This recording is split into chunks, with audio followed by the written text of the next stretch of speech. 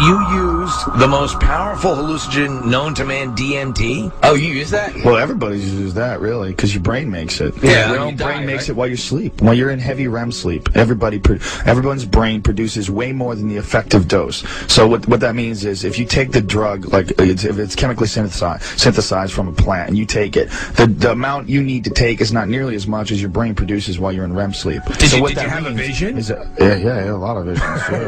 Sure. It's like, what I describe it as, it's like complex geometric patterns that are made out of love. Like, you go literally to another dimension. Yeah. And the crazy thing is that everybody does it every night while you sleep. Nobody ever thinks about why you sleep. Like, what you do is, when you sleep, is you shut off. You shut off and you just accept it, because we do it every night. But 8 hours of your day is somewhere you don't understand. You don't know about. You don't know what it is. You just go blank, right. And then you wake up and it's over. But you're going through an intense psychedelic trip during that whole time.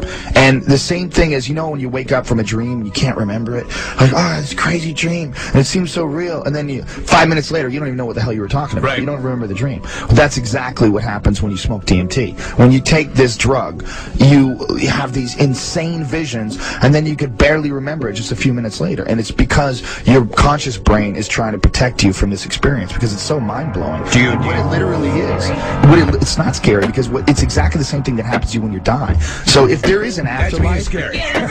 there is. Well, you're gonna die. Get used to it. No, it's the way that you're everybody's scared of it, but it's not. It shouldn't be scary. But Joe, here's the question: Do you lose physical control? When you're on this trip, you're not even there, man. You don't even exist. Well, that's the scary part. I mean, you could do something Same stupid. thing that happens when you go to sleep. Yeah, you can do something. You're in a couch. Just sit on a couch, smoke it, and you'll lie back. Do you pass out? Yeah, basically. Okay. How long does it last for? Is it 10 like minutes. 10 minutes? 10 minutes. Oh. And then you're back. I remember But what happened? This is what happens to you when you die. I mean, this is the chemical that your brain produces, and it's produced by a part of your brain called the pineal gland, and literally, it's your third eye. It's Right. literally in the center of Right your in the brain, middle, yeah. where the third eye is, and it actually, in reptiles, it has a retina and a cornea and a lens. And they've done all these scientific studies on it. They did a bunch of clinical trials at the University of New Mexico. They did a book on it called DMT, the Spirit Molecule.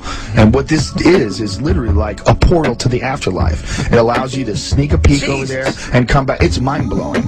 But the crazy Why didn't they make it out the Fear Factor? Well, they've known, the crazy thing is, they've known about this since like 1960. If you saw a movie and there was a substance in this movie that existed in every single ecosystem, it's in plants and it's everywhere. It's in grass. You take Phalaris grass and you extract it, you get DMT from it. Literally. I mean, it's in more plants than it's not in. And if there was a drug that allowed you, if you smoked it, you could literally see God. Literally have a communication with pure wisdom. Wouldn't you think that everybody would have heard about that? Yeah. Could you think that you could keep something like that under wraps for like 40, 50 years? See, I go the other way on this. I'm not opposed to other people doing. I've never tried pot. I've never been drunk. I've never done any of it, just because it holds no fascination for me. Well, that's because you've never done it. If you've done it, it would be fascinating. You can't say you've never done something so it holds no fascination. That doesn't make any sense. When you've done it and you experience it, you're cutting back on your life's experiences. You just don't do anything that's addictive. Don't do anything that can kill you. It's real simple. This is what should be legal. All plants should be legal, because they don't make strychnine illegal. Strychnine exists in Strychnus vomosus or something like that. There's a bunch of different plants that produce strychnine, and they're legal plants. You can buy them. You can make strychnine. You know why? It's not about something that kills you. It's about something that